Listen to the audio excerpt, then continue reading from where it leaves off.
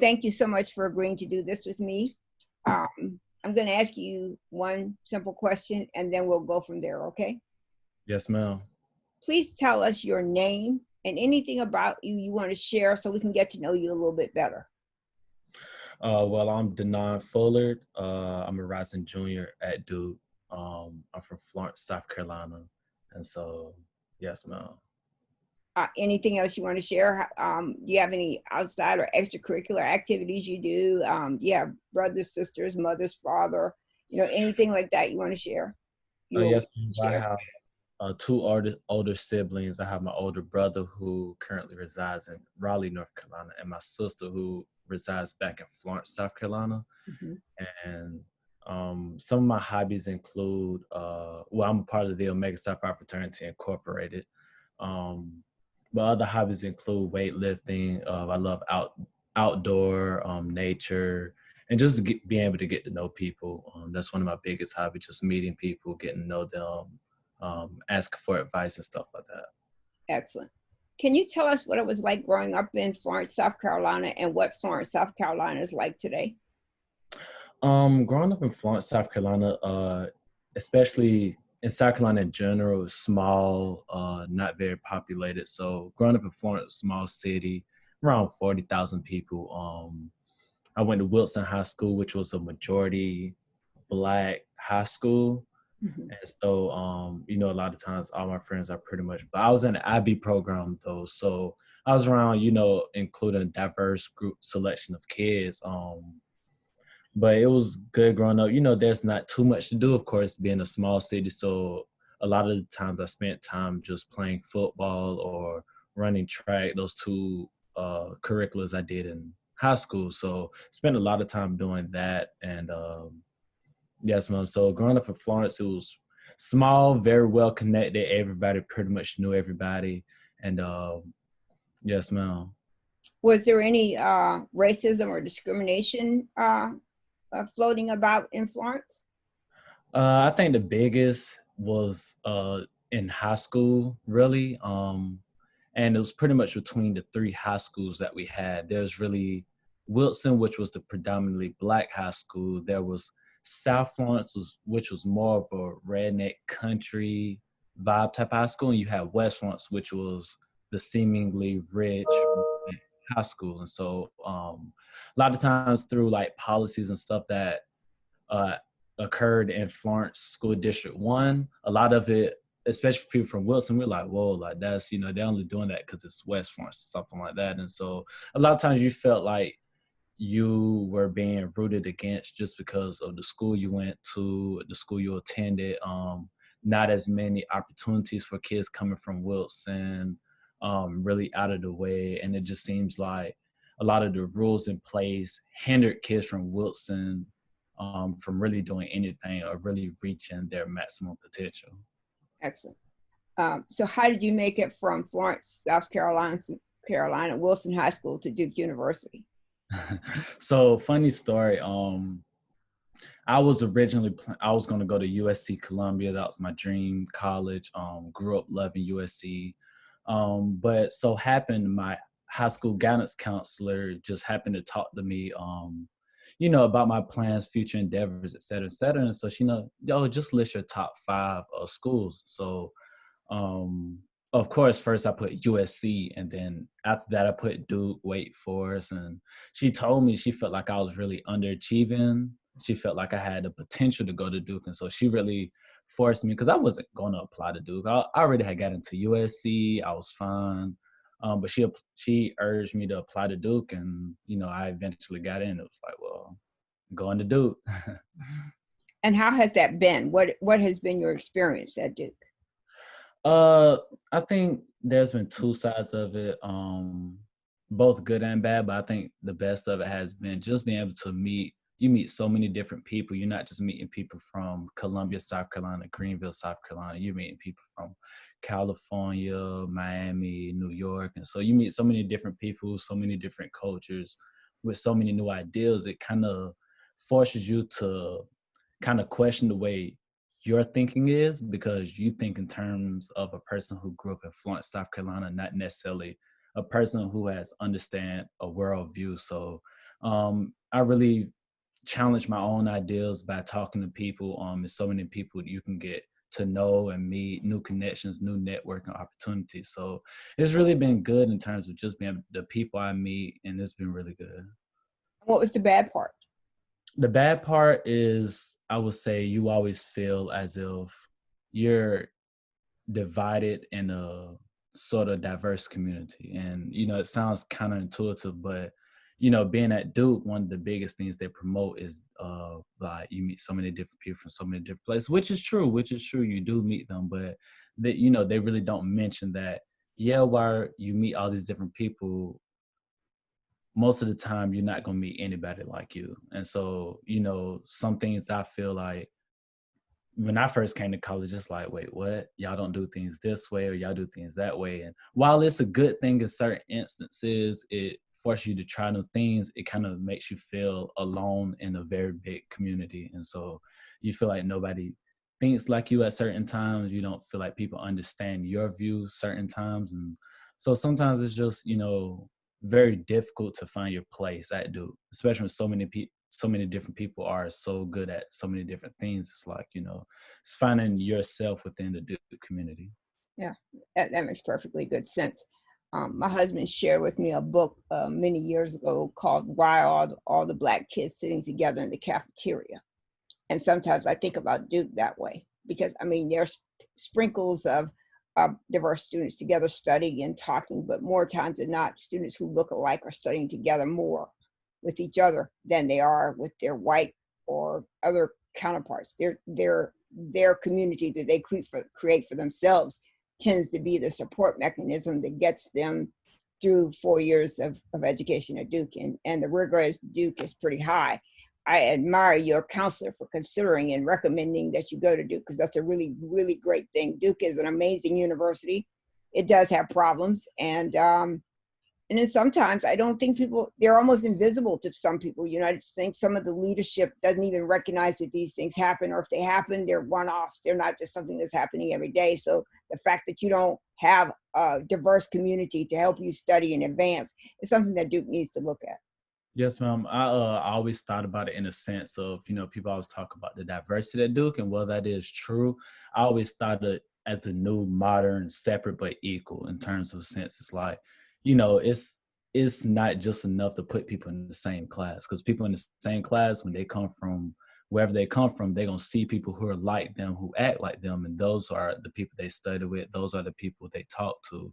So in a sense, yes, they promote diversity in terms of different stuff, but in actuality, de facto, it's just, oh, well, I'm gonna just chill with my friends, or I'm gonna chill with the people that look like me or act like me, and that's just gonna end all be all. Because a lot of times you get a lot of kids from Duke, and it's like, you know, they just see the world as just see themselves in the world as being superior, and so they don't think to challenge themselves in terms of, okay, what is flawed about my thinking, what is flawed about the way I was growing up, and how can I change that to better understand other people's point of view and have empathy and sympathy for them. A lot of times you don't get that, so in a sense, you kind of get separate but equal at Duke. People who act alike, who look alike, are tend to be together more often than not.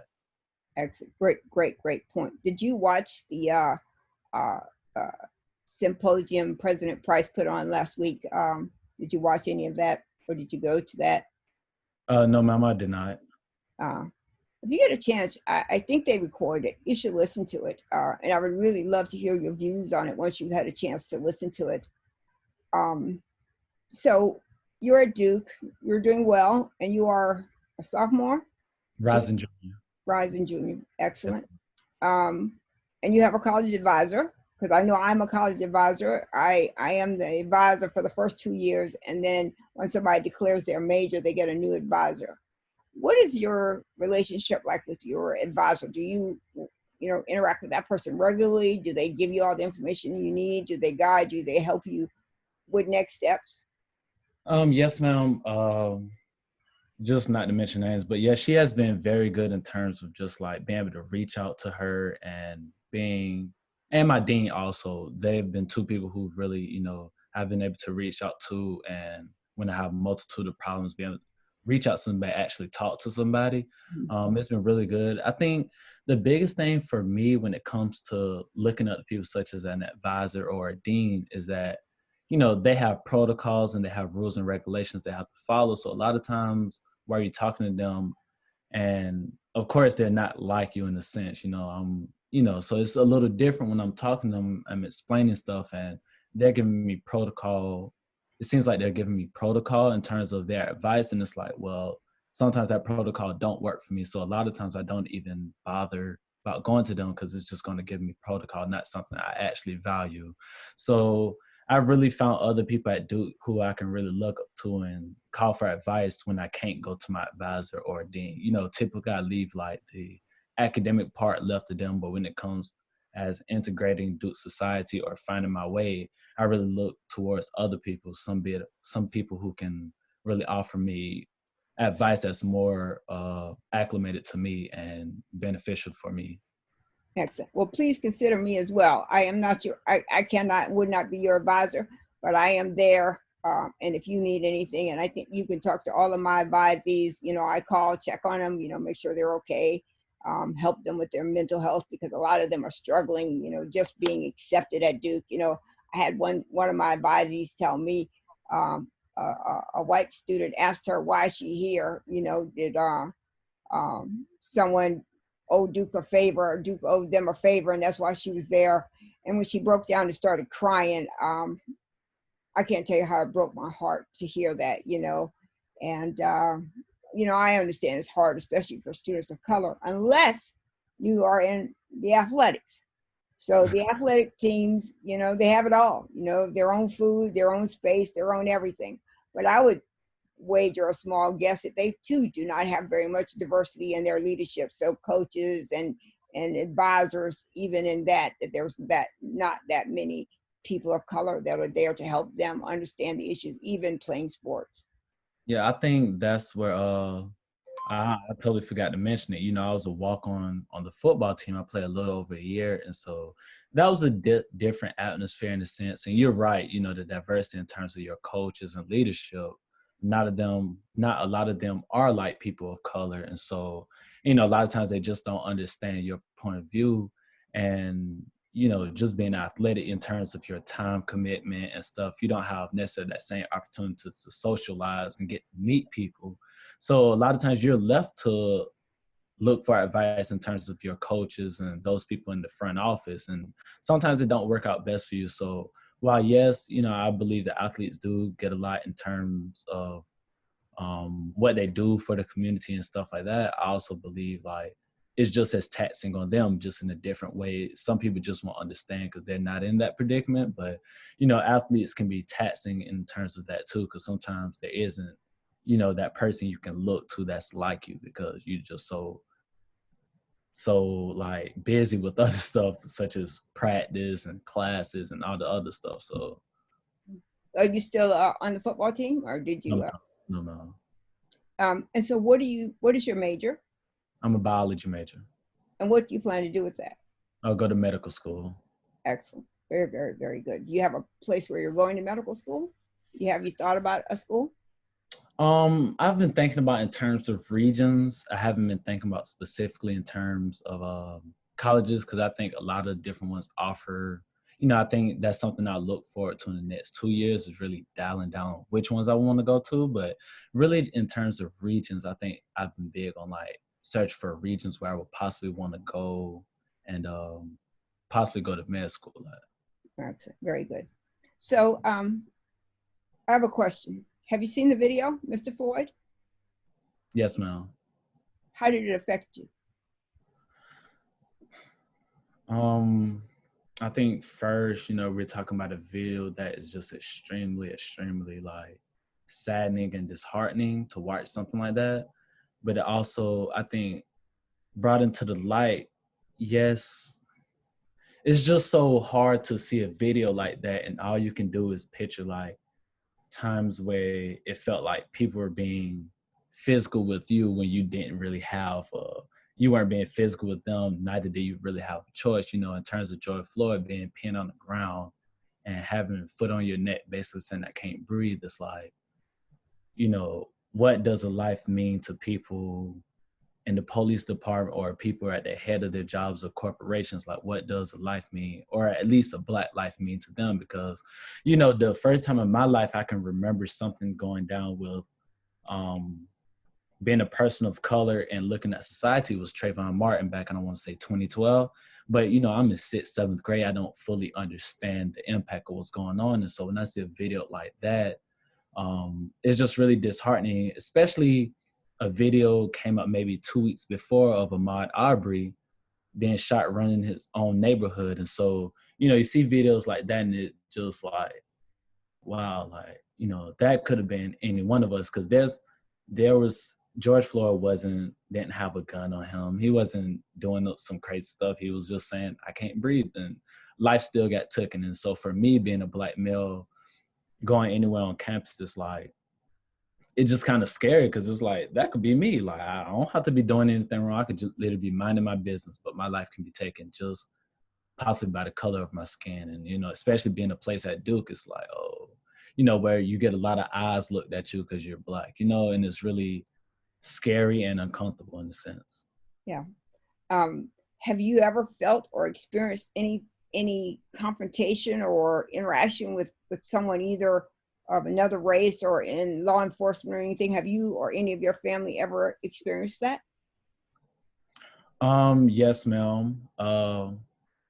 My older cousin, he's 26 right now. Well, going on 26. And so, you know, I think that was my first personal moment, especially with law enforcement, you know, watching how they treated my cousin, because my cousin's in prison right now, but just the things that I saw before he went to prison, it was like really disheartening to see the way they treat people, the way police interact with people. And, you know, it makes you question like, okay, what is the job of the police? You know, if you're here to protect, you're not here to abuse, physically abuse people. You're just here to make sure people are safe and feel comfortable in their neighborhood rather than to physically abuse somebody just because they're doing wrong. You know, I don't think anybody who doesn't do anything wrong should have to face stuff like that just because they did something. Like, you can do something wrong, but that doesn't mean police have to brutalize you, give you a black eye and stuff just because you did something wrong. And I think that was my first real moment where I'm like, whoa, like, the police are really not friends of the Black community. You know, they're friends of the corporations and the people who fund them to run through the Black neighborhoods and put them in prison rather than just to be there and make sure everyone's safe and that neighbors are safe. So Powerful, very, very powerful, DJ. Very, very, very powerful statement. That's amazing. So you're going to graduate, I guess, class of 2022? yes, ma'am. So 2022, what do you expect the world to look like then? By 2022, honestly, I expected to be the same. I think there's been a lot of movement going on lately, but honestly, I think a lot of times we overlook the fact of this society we live in is not necessarily, is built on the back of slaves. You know what I mean? It's really Right. built on the back of slaves. So while we can do all we can to kind of reform and change the way life is for people of color, it would never stop the fact of 400 years of slavery before that and the Jim Crow laws that came before that and the redlining and other issues that continue to go on today that really hindered people of color from even being given a fair chance in society. And, you know, in psychology last semester, I want to say, I learned about, you know, this task they did. It's called the shooter's task. Mm-hmm. And basically, it was the idea of, okay, are basically saying that if people were police, you have to shoot the victim who will have a gun. And more often than not, Black people were shot. And what does that tell you? That tells you an implicit bias that people have about people of color. And so no matter where you go and how you're going to look, as long as society continues to function the way it does, we will always, well, at least I will always feel as if when I walk into a room, people are looking at me and judging me by the color of my skin rather than speaking to me and getting to know me as a person. And so in 2 years, I mean, honestly, I think there will be some change, but I don't see a lot of change because at the same time, you still have a lot of people in a lot of powerful places that still don't believe there's racism in society. They don't believe that people of color are being, literally the system is giving them an unfair chance at life. So in 2 years, I don't expect a lot to happen, but I do expect there to start being a significant amount of change with the younger generation. I think the younger generation has a lot to do. Of while the protesting and stuff going on now, I think the younger generation has a lot to do with that. So I expect the young generation to start raising up and really challenging the views of others. But honestly, I don't see too much change in terms of what we see as a system and how we're treated in society as being Black people. I agree with you. So when you were talking, I was thinking about Selma or some of the things that had happened to Black people back then, and it did bring about change. It took a while, but it did bring about change. And I could be incorrect with this. In my view, I don't see anything changing in my lifetime. I'm 61, so I don't think it's going to change in my lifetime. And if I live 20, 25 more years, I don't think it's going to change in my lifetime where it's totally equal. Everybody has equal rights, equal pay, equal jobs, equal justice, equal everything. So I agree with you to that part, that it is going to take the younger generation, those that come behind you, to actually really make change. But the question is how do you make that change without jeopardizing your life, right? So those protesters are out there, we've heard they've been maced and peppered and shot with rubber boots. And, you saw the older white gentleman who was pushed down on the ground for walking toward the police officers. To me, there's something about that says that our society still has a very, very long way to go. Mm-hmm. And the crazy thing that you say that, it's ironic because, you will believe that there's a way to really bring about a change. But I think for us and, to see our kids live in a life where, they can be treated equally and our grandkids, we have to make those sacrifices. I think people like Martin Luther King, while yes, he was known for his revolutionary movements and of civil rights and stuff like that, but at the same time, I just believe that Martin Luther King went to sleep every night knowing that one day it could be his life, because there are people out here who did not want to see him succeed. And so that's a scary thing about it. We want to find a way to really bring about change without losing our life so that we can see it. But it really doesn't happen like that because, at the same time when 4 years ago, when Colin Kaepernick was peacefully protesting, people were saying that that's not the right way to do it. Nobody understood his point of view 4 years ago. You know what I'm saying? It's not until all these protests and people start really setting buildings and police cars on fire that people start to see like, oh, maybe there is something wrong with society, and I think that's, as our job is not necessarily to try to force the change, but to make sure that the people below us understand that there needs to be change. Like we won't be able to see it, but we want to hope that you'll be able to see it. So I think for me, as I grow older, I will look to the next generation as, like, it's not my job to do, it's y'all duty, it's y'all duty to make sure that things can go well. It's just my job to make sure that y'all understand what life is like. So have you had any white people ask you what can they do to help? Yes, ma'am. Yes, ma'am. And what has been your answer?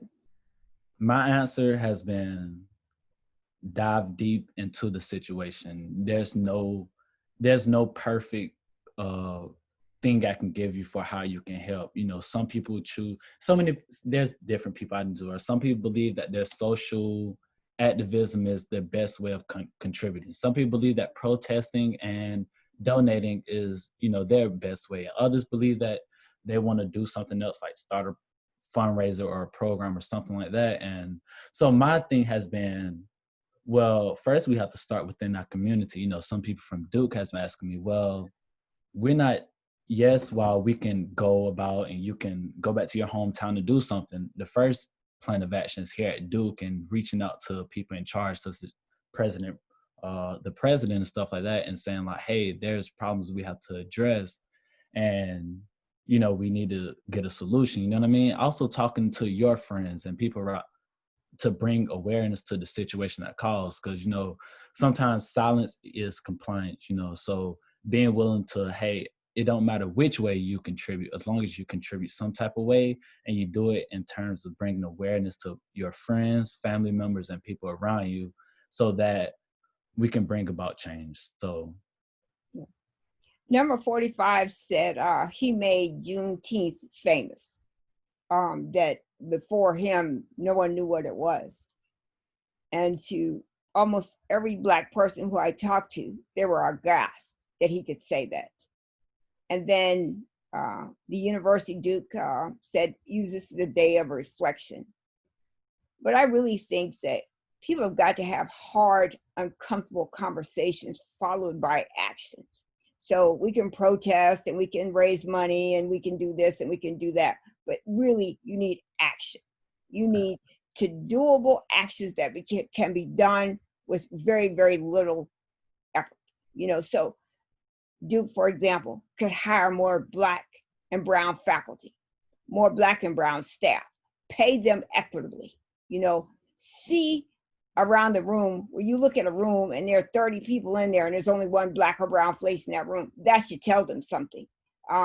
And so when students, when they walk through the university or walk through the campus, although they're focusing on wherever they're going, whatever they're doing, to happen to notice that all the Black kids are sitting here together, all the Asian kids are sitting here together, why is that? Why is there no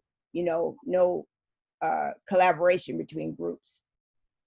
And I think that's a big thing. I actually was thinking about that earlier. And one thing I noticed, if you go to people who aren't of color and who are the majority, if you go to them on Duke's campus and ask them what the Mary Lou is, pretty sure 65 to 70% would not know what you're talking about. And that literally goes into what we're talking about on Duke's campus. It's like, they partly don't even know we exist. You know what I mean? They don't partly understand the problems that we face on a daily basis, just because of the environment at Duke and what Duke has supported for so long. And so I think that's part of the problem. And really talking about Duke becoming a more inclusive environment. And that starts with stuff like that. People just don't even know what's going on. They don't know what's going on. They just think life is handy there. They're getting a great education. They're having fun in college. When in reality, they're just, they're a part of a bigger plot, So I think that's something that could be addressed. Thank you. My one last question. We have about 4 minutes, but my one last question. So you mentioned you are a member of Omega Psi Phi. Is that correct?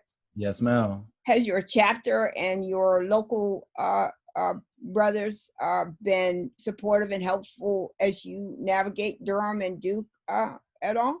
They've been very supportive. I think one of the biggest things, especially for me, like a lot of times I'm talking now, it stems from having conversations with them, just really understanding who I am and the environment I'm in. It really came from being around them and talking to them and being able to open up and really express myself to them. And also just them helping me navigate. There's so many obstacles I don't even understand that I have to go through right now that they're helping me to navigate and be a bigger part of, and including stuff that's about activism and stuff, such as voting and stuff like that. Like one of the biggest things, really helping me understand the nuances of it and everything like that, understand what it's like to be around people who really want to see the best come out of you. So they've been very supportive. I talk to them all the time, and it's one of the best relationships I've been able to form, Is with your Omega brothers.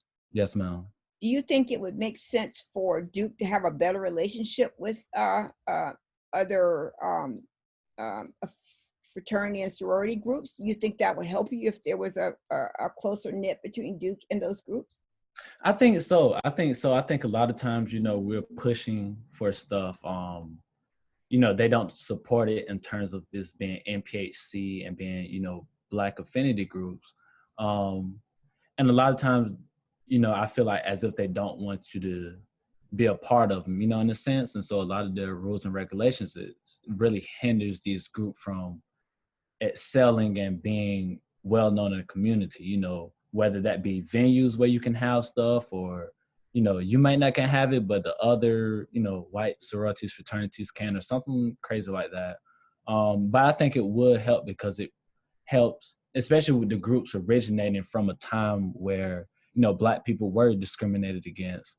I think that would help to build a better relationship and the atmosphere on the Duke campus. Okay. Well, thank you for that. The last 2 minutes are yours, whatever you wish to say. Well, I just want to say I appreciate the talk, the conversation. I think it's really important to talk about these things amongst people who you feel as if won't judge you, because sometimes some people have ideas they'll never say or speak up against because they feel like people will be judgmental towards them. So I think for me, these are conversations that should happen more often than they do. And so I'm just out here. I really just try to challenge my friends, my acquaintances, my family members about their thought process and how they think about people in terms of everything that's been going on. And, it's not just a fight for people of color, it's people also fighting people who may be trans or part of the other LGBT community. As people fighting for is women, Black women have been fighting an uphill battle for a long time. So it's not just, people of color, Black males that has been fighting this battle. It's a lot of people. So I just urge a lot of people really to think about the way they think about things and understand that other people have viewpoints that you could possibly never understand, and to be able to show empathy and sympathy, because at the end of the day, it's not your life, it's theirs. And you can't tell them that they can't have equality because of what you believe in. So Excellent.